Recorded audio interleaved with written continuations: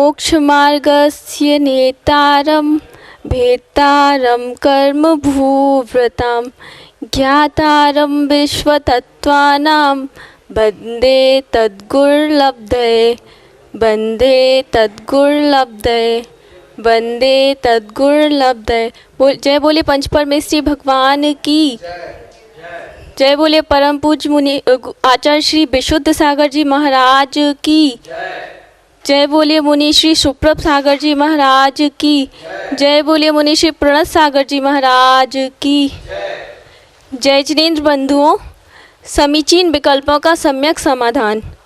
आप सभी का स्वागत है हमारे इस अनूठे कार्यक्रम सम्यक समाधान में। यह कार्यक्रम प्रतिदिन शाम 5:13 पर सिर्फ हमारे YouTube चैनल सुप्रभ उपाच पर प्रसारित होता है।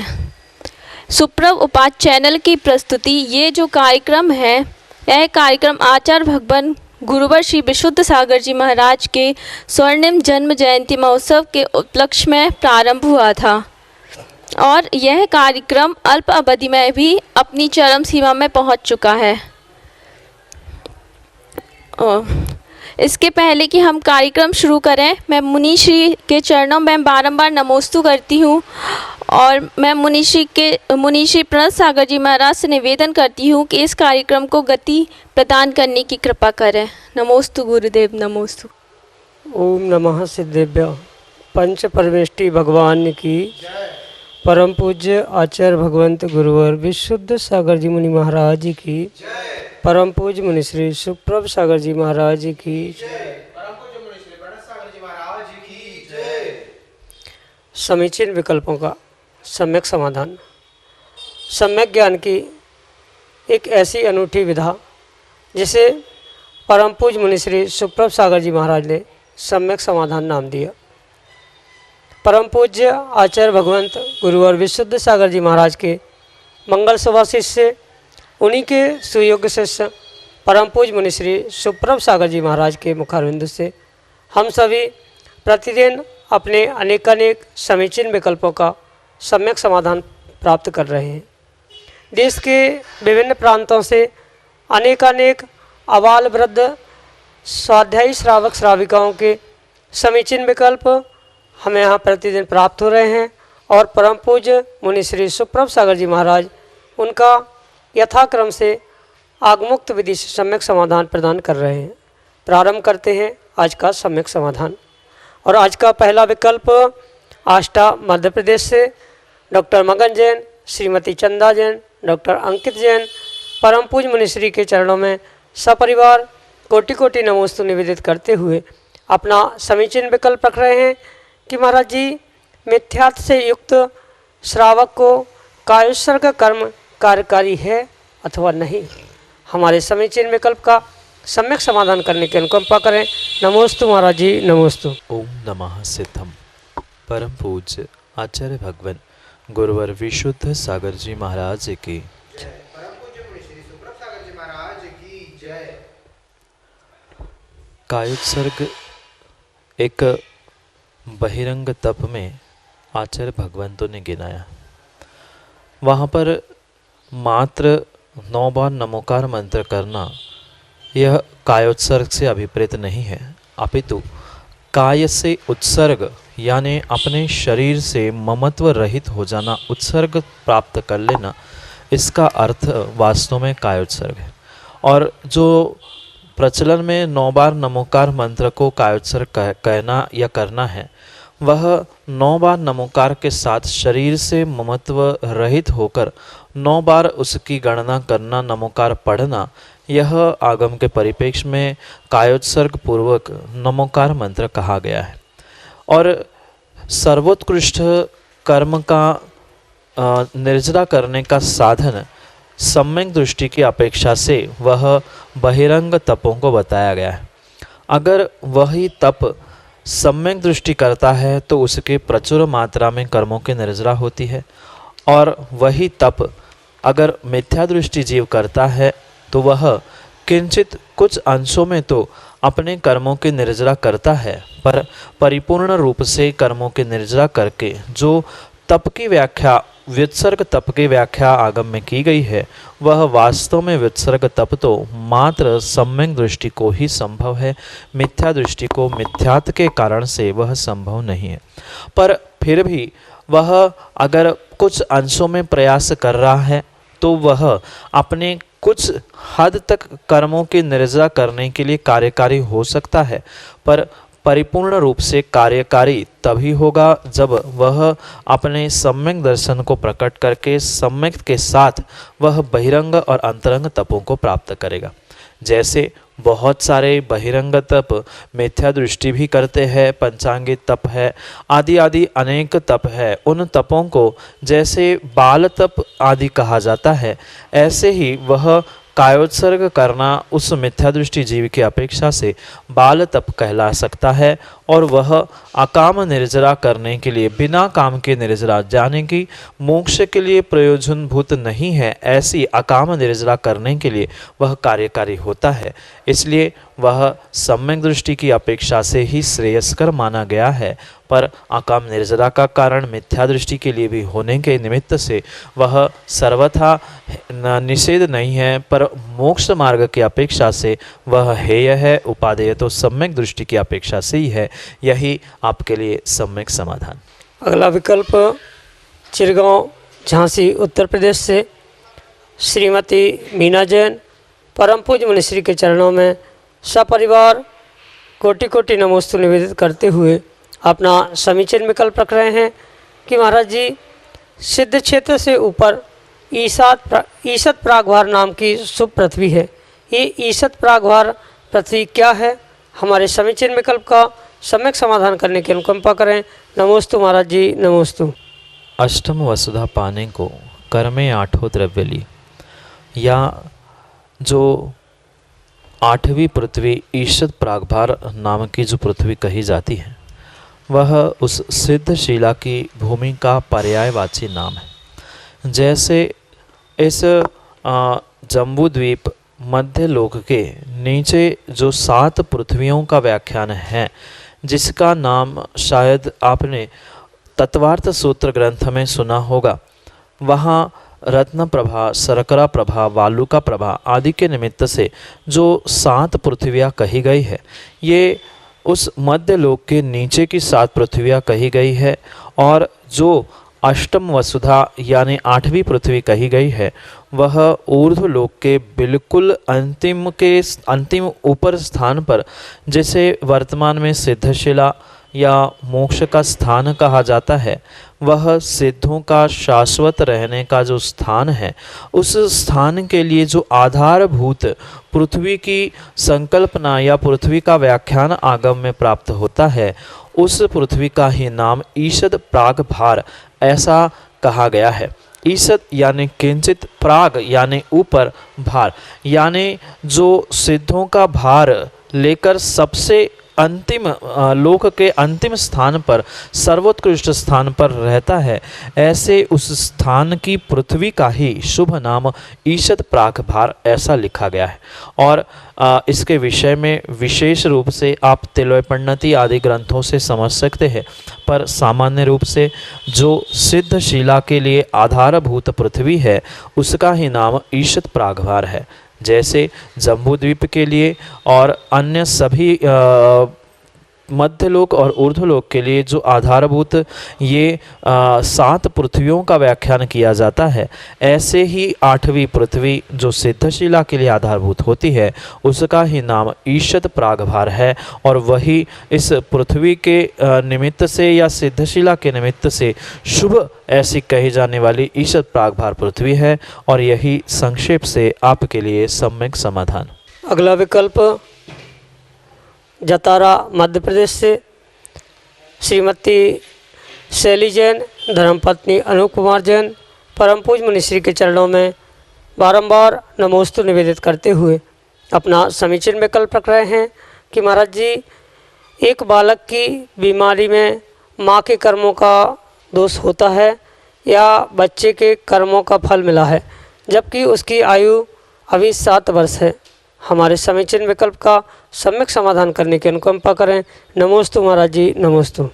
माँ वर्तमान में जो हमें ये संयोग वियोग सब कुछ प्राप्त हुए हैं।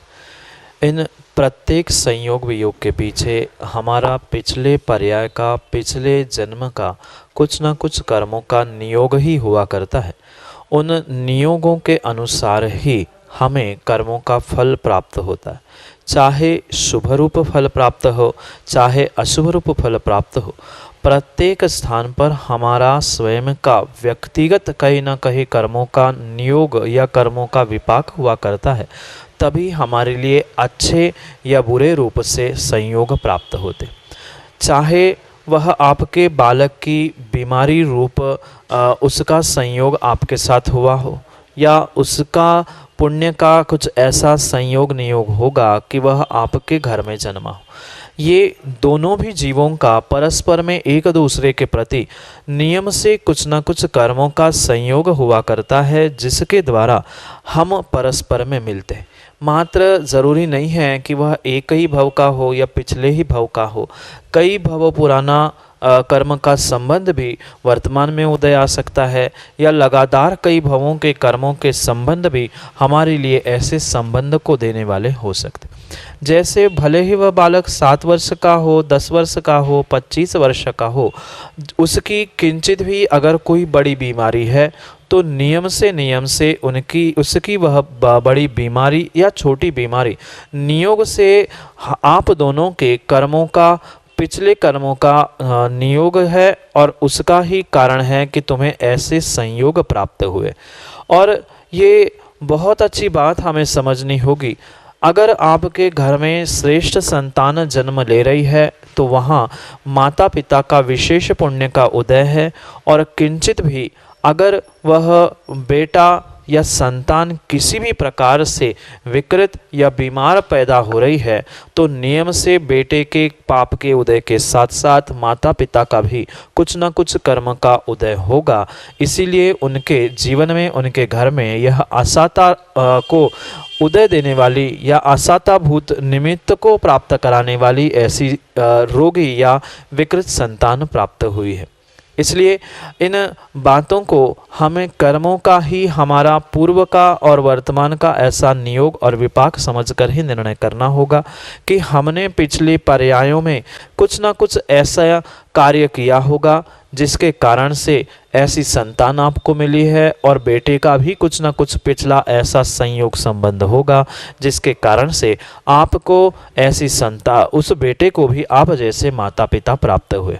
जैसे आगम में लिखा हुआ है कि राम, लक्ष्मण, रावण और सीता ये चारों जीव कई भवों से एक दूसरों के संबंधी बने रहे, ऐसे ही कहीं ना कहीं आपका उस बालक के साथ संयोग नियोग होगा कर्मों का, और कुछ ना कुछ मिलके दोनों ने पाप कर्म किए होंगे जिसका फल वह आपको वर्तमान में असाता देने के लिए निमित्तभूत हुआ है। यही आपके लिए संक्षेप से सम्यक समाधान। श्रीमती विनोद जैन, बनारस उत्तर प्रदेश से, परम पूज्य मुनिश्री के चरणों में कोटि कोटि नमोस्तु निवेदित करते हुए अपना समीचीन विकल्प रख रहे हैं कि महाराज जी, जीव द्रव्य, जीव तत्व और जीव पदार्थ को कैसे समझें। हमारे समीचीन विकल्प का सम्यक समाधान करते हुए हमारा मार्गदर्शन करने की अनुकंपा करें। नमोस्तु महाराज जी, नमोस्तु। शब्दानाम अनेक अर्थ।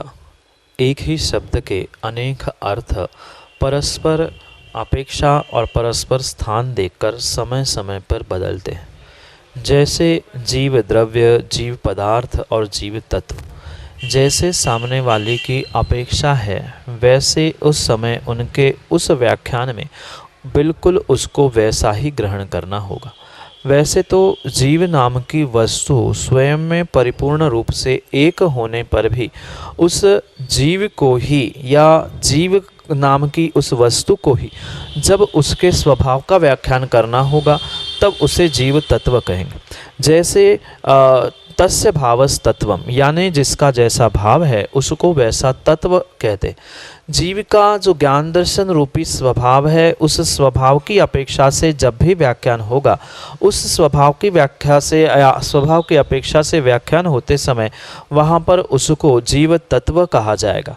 और अगर उसकी जीव की द्रवित होने के निमित्त से पर्यायों की व्याख्या करनी होगी, या पर्यायों की अपेक्षा से जब जीव को कहा जाएगा तो वहाँ पर उस जीव को जीव द्रव्य की अपेक्षा से संबोधित किया जाएगा। और वहीं पर वही जीव जो तत्व स्वभाव की अपेक्षा से कहा था, वही जीव पर्याय और उत्पाद व द्रव्य आदि के निमित्त से, गुण पर्याय के निमित्त से कथन होगा तो वही जब द्रव्य कहलाएगा। वही जब वस्तु के स्वरूप के अपेक्षा से कथन होगा तो वह पदार्थ के रूप में ग्रहण किया जाएगा। क्योंकि आपने देखा होगा कि 6 द्रव्यों में ही उन जीव पुद्गल के निमित्त से ही जब उसके स्वभावों का व्याख्यान होगा तो वे 7 तत्व रूप बदलते हैं। उन्हीं जीव द्रव्य या जीव वस्तु और पुद्गल वस्तु के निमित्त से उन 7 तत्वों में जब पुण्य पाप और जोड़ दिया जाता है तो उन्हें ही 9 पदार्थ भी कहते। इसलिए भले ही जीव द्रव्य, जीव पदार्थ, जीव तत्व एक ही होने पर अनेकानेक अपेक्षा और व्याख्यान की दृष्टि से मात्र उनमें अंतर है। वास्तविकता में जीव वस्तु एक है, पर जैसी अपेक्षा होगी वैसे उसका स्वरूप या उसका कथन बदल जाता है। जैसे एक व्यक्ति है, वह अपनी बेटे की अपेक्षा से पिता होता है और पिता की अपेक्षा से बेटा होता है। भले ही दोनों परस्पर विरुद्ध होने पर भी एक व्यक्ति में जैसे अनेक संबंधों से उनके अनेक नाम होते हैं, ऐसे ही एक ही वस्तु में या एक ही जीव में अनेक प्रकार से व्याख्यायित करते समय, अपेक्षाओं के समय उनके अनेक नाम भी बनते हैं। इसलिए वास्तविकता में जीव वस्तु एक होने पर भी द्रव्य, पदार्थ और तत्व अपने अपने व्याख्यान और दृष्टि की अपेक्षा से भिन्न भिन्न होते हैं। यही आपके लिए सम्यक समाधान। अगला विकल्प कटेरा, झांसी, उत्तर प्रदेश से श्रीमती रेखा जैन परम पूज्य मुनिश्री के चरणों में बारंबार नमोस्तु निवेदित करते हुए अपना समीचीन विकल्प रख रहे हैं कि महाराज जी, माँ बनना एक नारी को धन्य समझा जाता है, पर प्रत्येक नारी क्या करे कि उसका जीवन धन्य हो सके, वह अपना जीवन संवार सके। हमारे समीचीन विकल्प का सम्यक समाधान करने की अनुकंपा करें। नमोस्तु महाराज जी, नमोस्तु।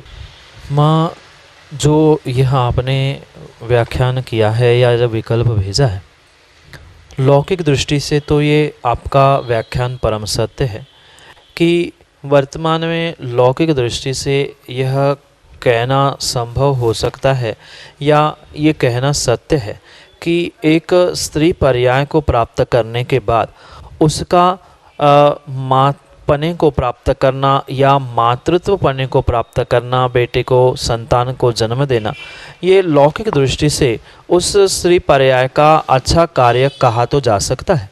पर वास्तविकता में देखा जाए तो पारलौकिक दृष्टि से या आध्यात्मिक दृष्टि से यह किंचित भी श्रेष्ठ कार्य नहीं कहा जाता, क्योंकि हर स्त्री अपने आप को माँ बनने के लिए या मातृत्व प्राप्त करने के लिए प्रयासरत रहती है। पर ऐसा भी देखा जाता है जो पाप करके सदैव जीवन भर पाप करके 2, 4, 6, 10 बेटों की, संतानों की माँ बनने वाली, वह कितना भी कर ले आध्यात्मिक और आगमकीय परिप्रेक्ष्य में, वह किंचित वह पाप से युक्त होने से या भोगों में परिणति होने से वह लौकिक दृष्टि से भले ही श्रेष्ठ कह दी जाती होगी, पर आगम के परिप्रेक्ष्य में उसको श्रेष्ठ कतई नहीं कहा जा सकता। और जैसा कि आपका विकल्प है, जो माँ नहीं बन पा रही है तो लौकिक दृष्टि से भी क्या करें और आध्यात्मिक दृष्टि से भी एक ही उन सभी के लिए उत्तर है, जो पाप करके माँ बनने के अलावा आप सभी पापों को छोड़कर वह जगत पूज्य ऐसी आरी का माँ अगर बन जाओगे तो नियम से आपके इस नारी पर्याय को भी आप धन्य और श्रेष्ठ करोगे। लौकिक दृष्टि से भले ही आप माँ बन के अपने आप को श्रेष्ठ मान रहे हैं, पर पारलौकिक और आगम की दृष्टि से, आध्यात्मिक दृष्टि से जिस माँ ने या जिस स्त्री ने अपनी पूरे पापों को, विषयों के भोगों को, कषायों को छोड़कर धवल वस्त्र धारण करके अपने नारी पर्याय का छेद करने के लिए जो आरी का व्रत को धारण किए है, आर्य का दीक्षा धारण की है, वह उनकी आर्य का दीक्षा ही उस स्त्री पर्याय के लिए सर्वोत्कृष्ट कहा गया है। दोनों दृष्टि से, लौकिक और पारलौकिक दोनों दृष्टि से, अगर वास्तव में आप आर्य का माँ बनोगे तो नियम से आप अपने उस पाप कर्मों को छोड़कर जगत पूज्य एक माँ अवस्था को भी प्राप्त होंगे और साथ साथ मायाचारी से रहित परिणाम परिणति रही तो नियम से इस स्त्री पर्याय का छेद करके जगत पूज्य ऐसे अरिहंत सिद्ध पद को भी प्राप्त कर सकते हो। इसलिए आप यह विकल्प ना करें कि जो माँ नहीं बन पा रही है वह क्या करे, पाप करके माँ बनने से अच्छा पाप छोड़कर जगत की माँ बन जाए, यही आपके लिए सम्यक समाधान। अगला विकल्प जतारा टीकमगढ़ मध्य प्रदेश से श्रीमती सुनीता जैन परम पूज्य मुनिश्री के चरणों में सपरिवार कोटि कोटि नमोस्तु निवेदित करते हुए अपना समीचीन विकल्प रख रहे हैं कि महाराज जी मन को एकाग्र करने का क्या उपाय है। हमारे समीचीन विकल्प का सम्यक समाधान करते हुए हमारा मार्गदर्शन करने की अनुकंपा करें। नमोस्तु महाराज जी, नमोस्तु। इस प्रश्न का कई बार उत्तर शायद हम दे चुके हैं और कई बार इसके विषय में ये बहुत सारे जीवों के भीतर यह विकल्प रूप उन्हें अपने जीवन में यह विकल्प रूप यह प्रश्न प्राप्त होता है। जैसे बहुत सारे कार्य करते समय मन की चंचलता के निमित्त से व्यक्ति उस कार्य में अपने मन लगाकर या एकाग्रता से कार्य नहीं करता। उस एकाग्रता को प्राप्त करने के लिए सर्वोत्कृष्ट साधन अगर कोई है तो बुद्धिपूर्वक हमें पहले अपने मन के उस विषयों को समझना बहुत आवश्यक है। जैसे हम अगर एकाग्र नहीं हो पा रहे हैं तो एकाग्र ना होने के पीछे का कारण क्या है, मन में कुछ तनाव है या अन्य किसी प्रकार का विकल्प है या अन्य किसी और प्रकार का मेरे दिमाग में कुछ विचार चल रहा है।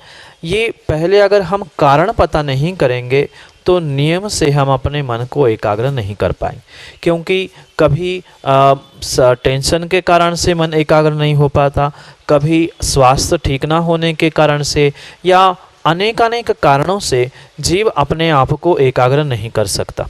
तो पहले तो हम अपने कारणों को समझें कि ऐसा कौन सा कारण है जिसके कारण से मेरा मन नहीं लग रहा है और जिसके कारण से मन एकाग्र नहीं हो पा रहा। जब उसके विषय में हमारा कारण जब हमें उसका पता चल जाएगा तो नियम से उस कारण को ठीक करने के लिए अगर हम प्रयासरत रहेंगे तो कुछ हद तक हम अपने मन को एकाग्र करने के लिए प्रवृत्त हो सकते। रही दूसरी बात, जो ये मन है कोई तिर्यंच प्राणी नहीं है, हाथी, कुत्ता, बिल्ली, गाय आदि जैसे कि जिनके गले में कुछ साखल आदि डालकर हमें बांध के रख ले। मन की परिणति तो नियम से सतत हमारी मन की परिणति यहाँ वहाँ भटकने के निमित्त से चंचल रही जा सकती है, चंचल ही हुआ करती। उस चंचलता को मिटाने के लिए हमें एकमात्र साधन आचार्य भगवंतों ने बताया है जिसका नाम है ज्ञानांकुश। जैसे हाथी आदि तिर्यंचों को अंकुश से वश में किया जाता है, ऐसे ही इस जीव को और मन को जो चंचलता से सहित हुआ करता है उसे चंचलता से दूर करने के लिए एक अंकुश आचार्य भगवान बताते हैं जिसका नाम है ज्ञानांकुश। यानी जो ग्रंथ आदि पूर्वाचार्यों ने हमारे लिए प्रदान किए गए हैं उन ग्रंथों का अगर हम नियमित रूप से स्वाध्याय करते रहेंगे और जो हम पढ़ रहे हैं सुन रहे हैं उसको जीवन में उतारने का अगर प्रयास करेंगे तो नियम से हम उस अपने मन को कुछ हद तक एकाग्र करने के लिए सफल हो पाएंगे। 100% किसी प्राणी जैसे या किसी अन्य स्थान जैसे बांध के रखना मन को संभव नहीं है, अपितु कुछ हद तक उन प्रश्नों को कुछ हद तक अपने उन विकल्पों को या कुछ हद तक अपने संकल्प विकल्पों को हम बांध के रखते हुए अशुभ परिणामों में अशुभ परिणति में जो ये मेरा मन जा रहा था उस अशुभ से हम शुभ में लगाने का और पुनः शुभ से और कम करने का ऐसा पुरुषार्थ नियम से कर सकते। इसलिए सबसे पहले तो हमें वह अपना स्वाध्याय बढ़ाना होगा, कुछ अंशों में हमें अपने उस मन ना लगने की या एकाग्रता ना होने के पीछे के कारणों को समझना होगा। अपने कारण समझने के बाद कुछ स्वाध्याय के द्वारा हम अपने मन को नियम से एकाग्र कर सकते। और भी कुछ ऐसे कारण आचार्य भगवंतों ने बताया है। जब हम भगवान की प्रतिमा का दर्शन करने पहुंचते हैं, उस भगवान की प्रतिमा का दर्शन करते हुए अगर हम जहां चंदन हम लगाते हैं, ऐसे जहां भगवान की दोनों भुएं मिलने का जो स्थान निर्धारित है, उस स्थान पर अगर हम मन लगाकर देखेंगे, चंद सेकंड चंद मिनट देखकर वही अगर हम कार्य करेंगे, तो हो सकता है कुछ निमित्तों से हम अपने मन को एकाग्र करने के लिए सहायभूत ऐसे साधनों को प्राप्त कर सकते। पर यह बात और परम सत्य समझनी होगी कि ये सब निमित्तभूत कारण हो सकते हैं, उपादान तो मेरा स्वयं का मन का निर्धार है। अगर मेरे मन ने स्वयं ने निर्धारित करके ठान लिया है कि मुझे एकाग्रता से उसे शांत करना है, चंचलता से रहित होकर एकाग्रता को प्रदान करना है, तो नियम से वह हमारा पुरुषार्थ तद कार्य के लिए हमें प्रवृत्त करने के लिए, आगे बढ़ाने के लिए और मन को एकाग्र करने के लिए वह नियम से कार्यकारी हो सकता है। इन सभी कारणों को आप प्रयोग में लाएं और अपने मन को एकाग्र करने का प्रयास करें। यही आपके लिए संक्षेप से सम्यक समाधान।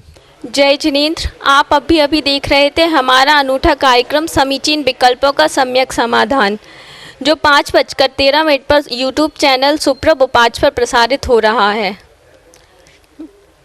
आप हमारे चैनल को लाइक एंड सब्सक्राइब कीजिए, बेल आइकन को प्रेस कीजिए और आगे भी शेयर कीजिए। जल्द ही यह कार्यक्रम टीवी चैनल पर भी प्रसारित होगा। आपके मन में कोई भी विकल्प हो, कोई भी शंका हो, जिज्ञासा हो कोई भी, तो आप अपना विकल्प हमें हमारे व्हाट्सएप नंबर 8707548811 या फिर 7415306441 इन नंबर्स पर आप हमें अपने विकल्प भेज सकते हैं और पूज्य मुनि श्री से उसका उचित समाधान आगम के अनुसार प्राप्त कर सकते हैं। आप हमें ईमेल भी कर सकते हैं। हमारी ईमेल आईडी है samyak.samadhan@gmail.com। धन्यवाद।